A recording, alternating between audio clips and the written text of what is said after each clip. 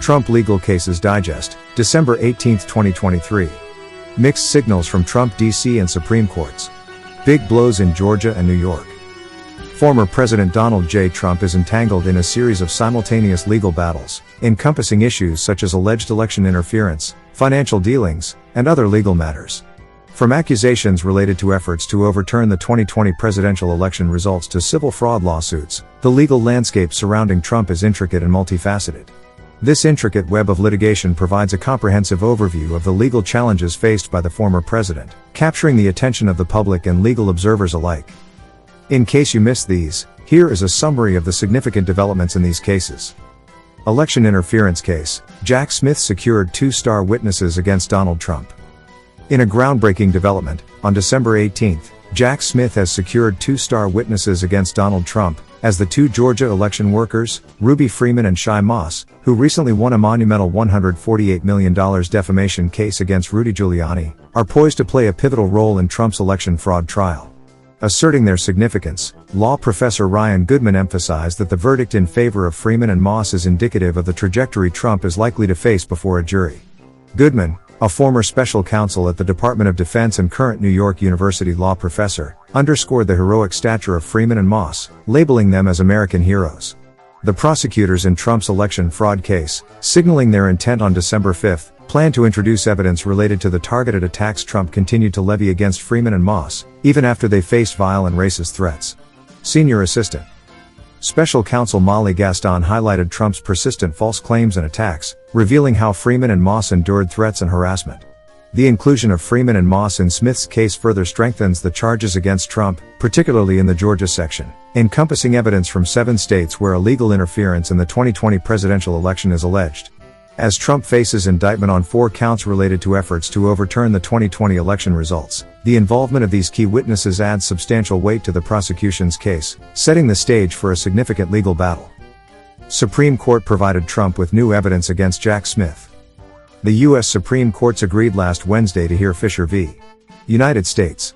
This is Joseph Fisher's appeal in the Capitol rioter case, particularly regarding the interpretation of obstruction of an official proceeding, has introduced a potential hurdle for special counsel Jack Smith's prosecution of former President Donald Trump in the federal election interference case. The SCOTUS announcement has triggered concerns among legal experts that Fisher's case could impact not only his own trial but also potentially hundreds of other cases, including Trump's. With Trump's trial scheduled to commence on March 4, 2024, his legal team has sought to delay the proceedings, a move that aligns with their strategy to potentially leverage the Supreme Court's decision in Fisher to their advantage. Former U.S. Attorney Barbara McQuade highlighted to Newsweek the significance of potential convictions on obstruction charges against Trump, emphasizing that such outcomes could jeopardize the entire case on appeal. To navigate this situation, McQuade proposed various options for Smith, including the consideration of pushing the trial date until after the Supreme Court rules, dropping the obstruction counts and proceeding on the remaining charges, or moving forward with all 4 counts. Legal commentator Randall Eliason supported the likelihood of the Fisher case influencing the trial date, as both the judge and the parties involved may prefer to await the Supreme Court's decision before proceeding to trial or instructing the jury. Donald Trump's own phone will be used as evidence against him.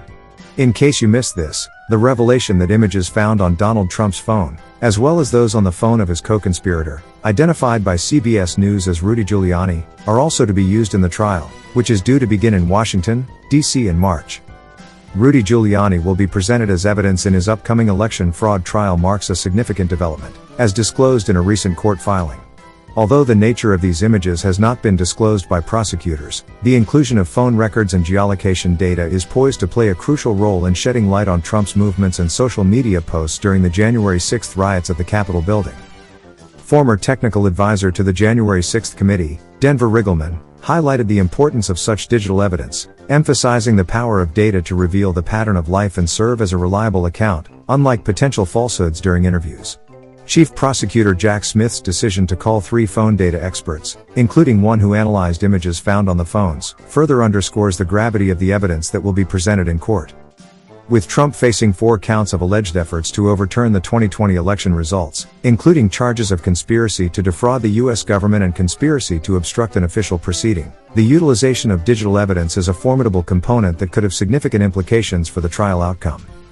Former federal prosecutor Joyce Vance wrote on X on Tuesday, December 12, 2023, that the announcement is really bad news for Trump. Jack Smith got into Trump's phone and the expert who did it will testify to the usage of these phones throughout the post-election period, including on and around January 6, 2021, when a mob of Trump supporters attacked the Capitol, she stated. Sounds like the government will use geolocation data from phones to show how people moved from the ellipse to the Capitol after hearing Trump speak on January 6 and data from White House phones as well. Judge Engoron denied Trump's request for a directed verdict. He maintains a lie is still a lie. In a resounding denial of Donald Trump's motion for a directed verdict, Judge Arthur Engoron delivered a blistering ruling on Monday, December 18, 2023, that not only dismissed Trump's request but also dismantled key arguments presented during the civil fraud trial. Addressing the defense accounting expert Eli Bartov's testimony, which Trump had touted as vindication, Engoron bluntly discredited Bartov's findings, asserting that a hefty sum could sway experts to say whatever suits the payer's narrative. Engoron firmly rejected Trump's attempt to use the statute of limitations as a shield, emphasizing that closing the case does not absolve future financial misstatements. The judge dismantled Trump's claim that lenders' satisfaction with transactions negates any damages, underscoring that their contentment does not erase the impact of lending at lower interest rates. Engoron concluded with a stark reminder that, despite varied criteria and analyses of valuations, a lie is still a lie, affirming the gravity of misstatements in the trial. The ruling sets the stage for the case's continuation, with closing arguments scheduled for January 11. Responding to Trump's fifth motion for a directed verdict, a lawyer for the New York Attorney General, Andrew Ammer, dismissed the request as a political stunt designed to generate publicity. Ammer highlighted the lack of merit in Trump's plea, noting that the evidence presented at trial remains unchanged, and the defense's team of experts has failed to alter the analysis.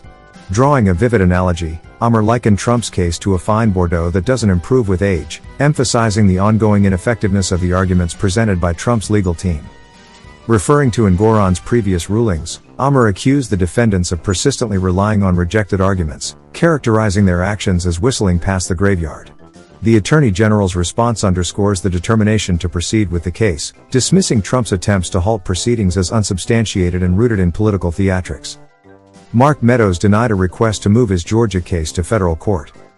The U.S. Appeals Court has unequivocally rejected former Trump Chief of Staff Mark Meadows' attempt to move his election interference case from Georgia State Court to federal court, dispelling any hopes he had for a more favorable outcome. Chief Judge William Pryor emphasized in the ruling that Meadows' charged conduct was not performed under the color of his federal office, rendering federal officer removal inapplicable to former federal officers. Pryor further asserted that even if it did apply, the events leading to the criminal action were unrelated to Meadows' official duties, solidifying the decision to affirm the case's continuation in state court. The court's opinion decisively establishes that the statute in question does not extend its application to former federal officers. Mark Meadows, alongside former President Donald Trump and 17 co-defendants, entered pleas of not guilty in August to all charges outlined in a comprehensive racketeering indictment. The charges relate to alleged concerted efforts to overturn the results of the 2020 presidential election in Georgia. Defendants Kenneth Casebro, Sidney Powell, Jenna Ellis, and Scott Hall took plea deals after agreeing to testify against other defendants. The former president dismissed the case as politically motivated. This resolute decision underscores the court's commitment to adjudicate the matter within the appropriate jurisdiction, reinforcing the legal parameters governing Meadows' alleged election interference. Despite the legal proceedings, the former president has consistently dismissed the case as politically motivated. The court's clear determination of the statute's applicability adds a significant dimension to the ongoing legal proceedings. Thanks for watching. If you like it, comment and hit the like and share buttons. Subscribe for future videos.